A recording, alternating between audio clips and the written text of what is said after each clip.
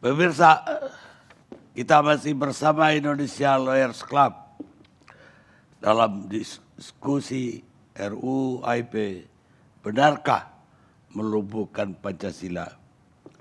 Sekarang giliran pakar hukum tata negara Irman Putra Sidin. Terima kasih Pak Karni. Assalamualaikum warahmatullahi wabarakatuh dan selamat malam buat semua. Saya kira saya juga setuju dengan Habib Abu Bakar bahwa barometer kebutuhan konstitusional Republik ini itu saya tunggu tiap minggunya itu di acara ILC, topiknya itu apa. Jadi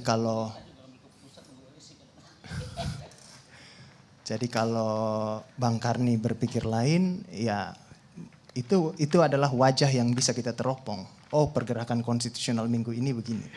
Kita bisa teropong di situ.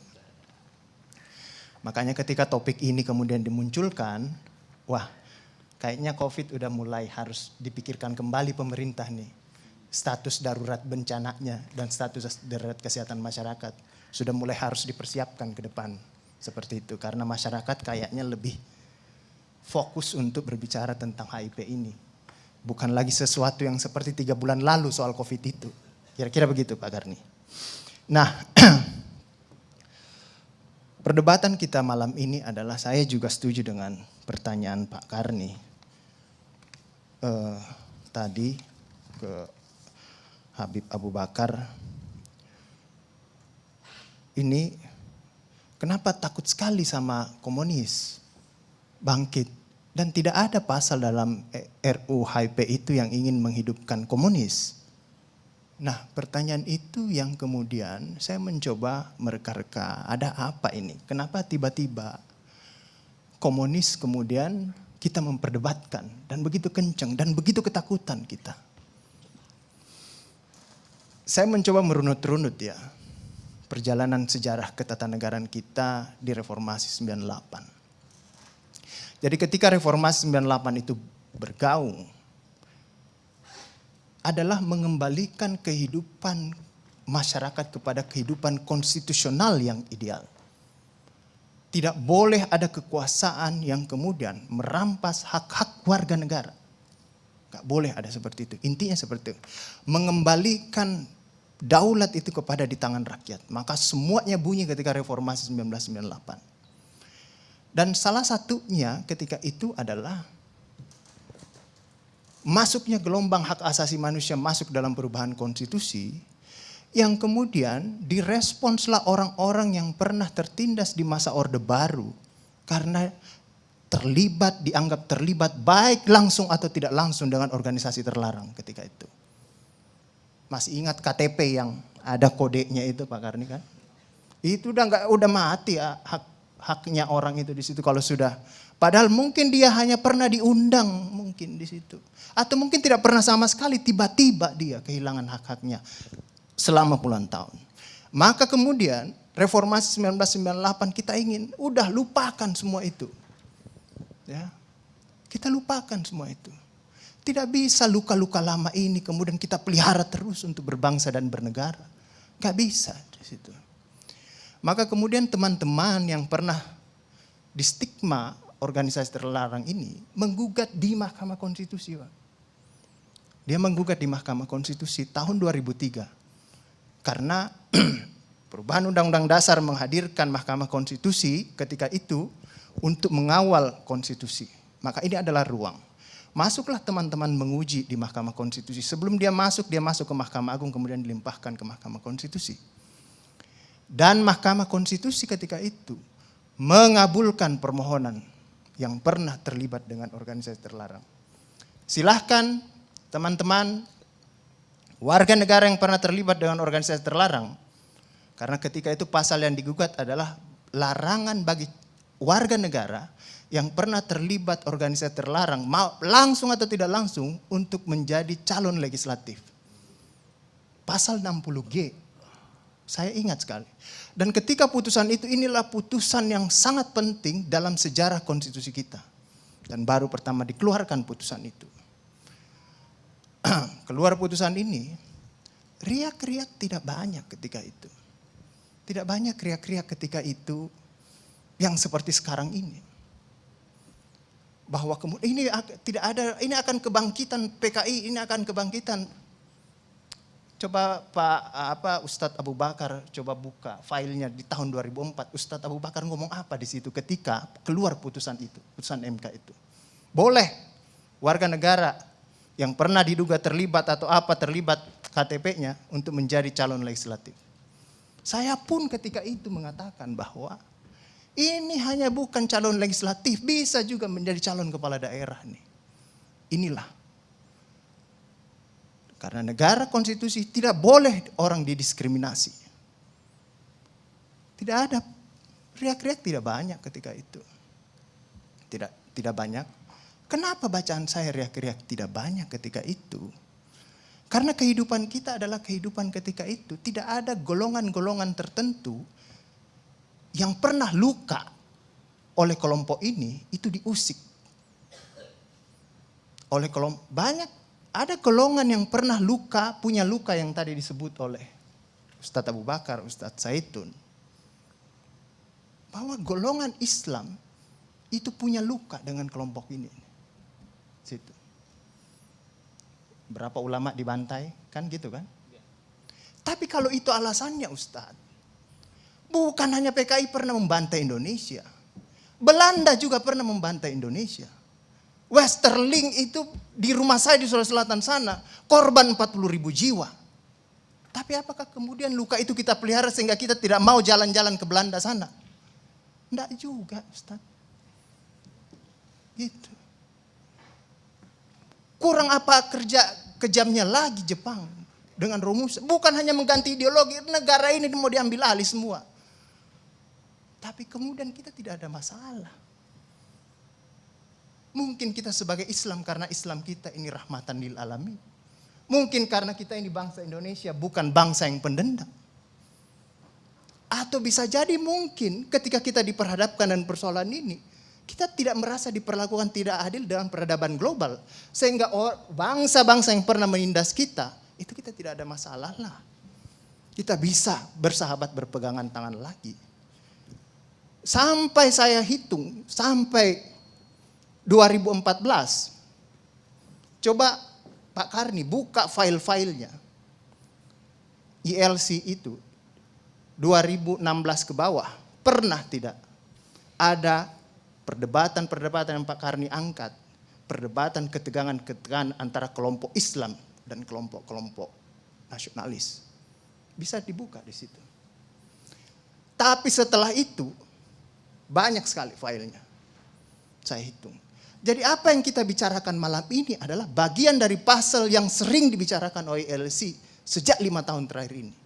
Ketegangan-ketegangan antara kelompok Islam dan kelompok nasionalis. Istilah ini ada dalam sejarah konstitusi tadi disebutkan oleh Pak Fadlison. Dalam Piagam Jakarta. Dan ketegangan itu terjadi. Tadi disebutkan Ustadz Zaitun. Ada luka yang golongan Islam sebenarnya udah kering ini barang. Kering ini barang. Tapi kita luka ini sama-sama. Tadinya saya berpikir golongan Islam ini pecah-pecah juga. Tapi baru di isu ini ternyata saya mengambil kesimpulan semua golongan Islam itu bersatu ketika dia berbicara dengan luka lamanya di situ. Tidak ada lagi perbedaan. Jadi saya mulai membagi kelompok Islam ini.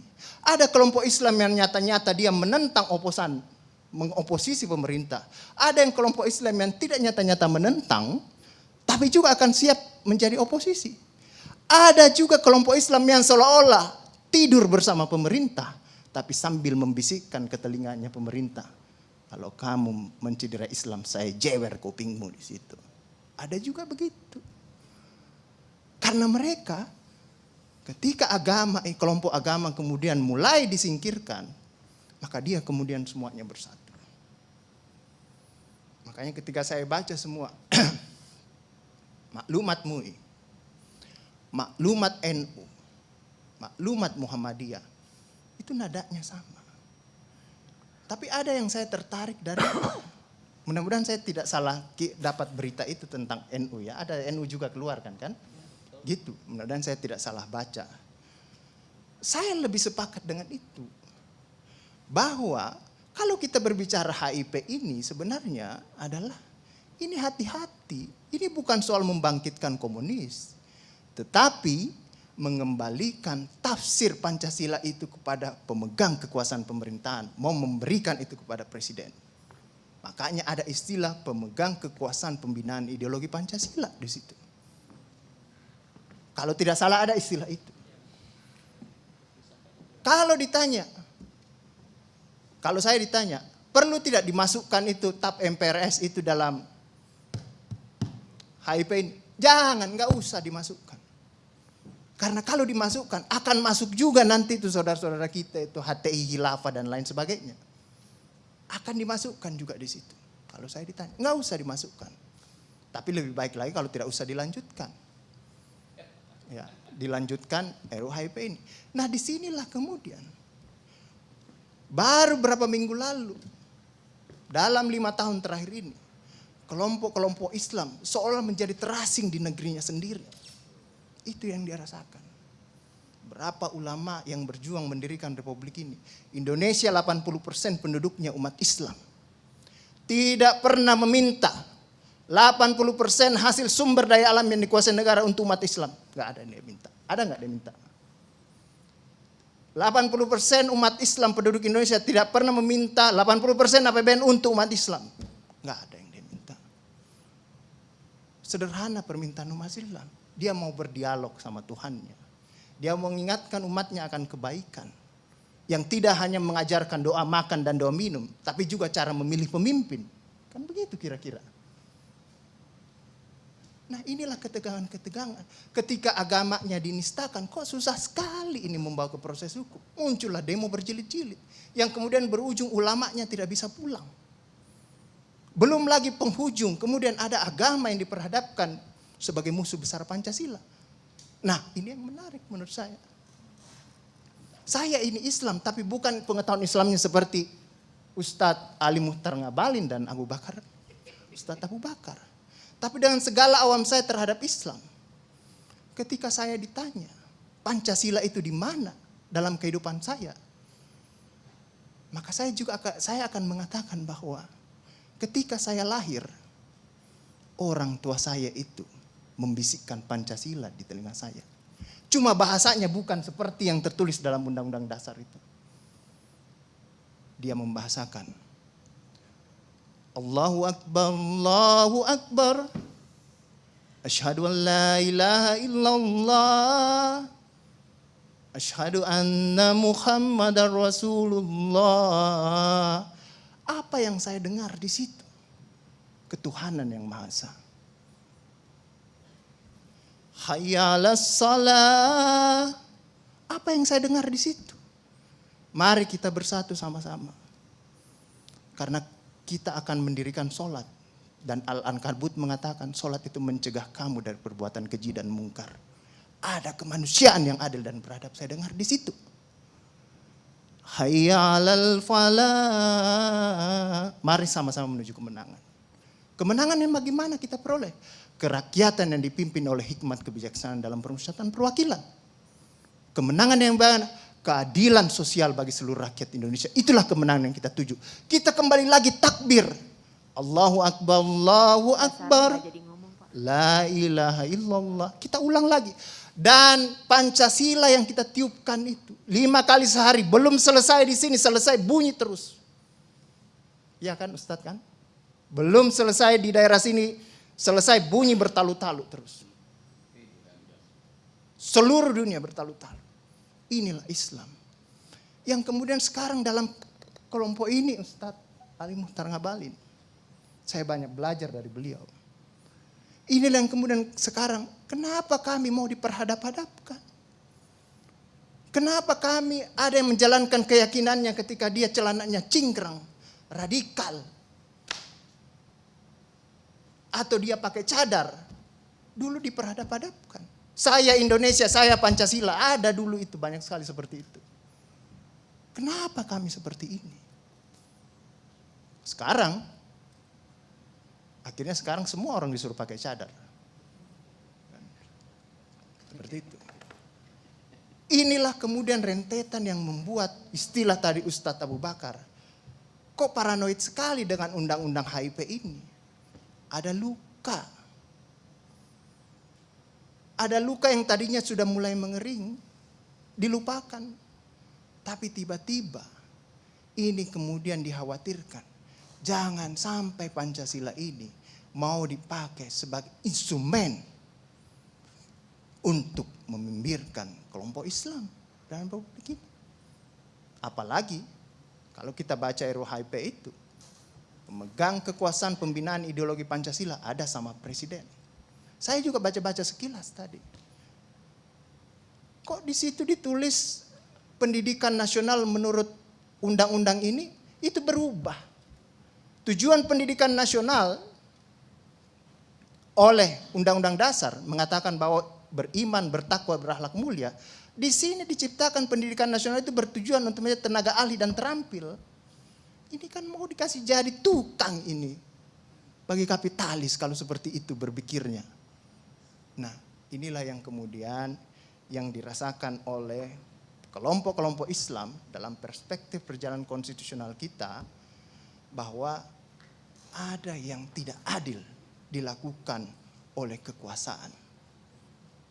Kelompok Islam selama ini tadi yang saya katakan tidak pernah meminta apa-apa. Paling jauh kelompok-kelompok Islam mungkin dapat honor dari negara. Itu pun tidak dipakai untuk foya. Dikembalikan lagi untuk membantu negara, menghidupkan santri-santri, mencerdaskan kehidupan bangsa, menciptakan manusia-manusia yang beriman, bertakwa dan berakhlak mulia. Yang sebenarnya tugas pemerintah itu.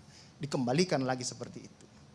Itulah yang kemudian mulailah sekarang kelompok Islam sangat hati-hati. Kalau kemudian Pancasila ditiupkan terus, seolah-olah ini mau dijadikan instrumen untuk memarginalkan Pancasila. Siapa kekuasaan itu pertanyaannya? Saya juga tidak tahu. Tetapi kita akan bisa menemukan jawabannya itu Pak Fadli, Pak Ali Muhtar.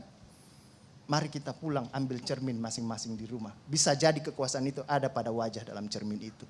Saya kira itu Pak Karni yang bisa saya sampaikan. Baik.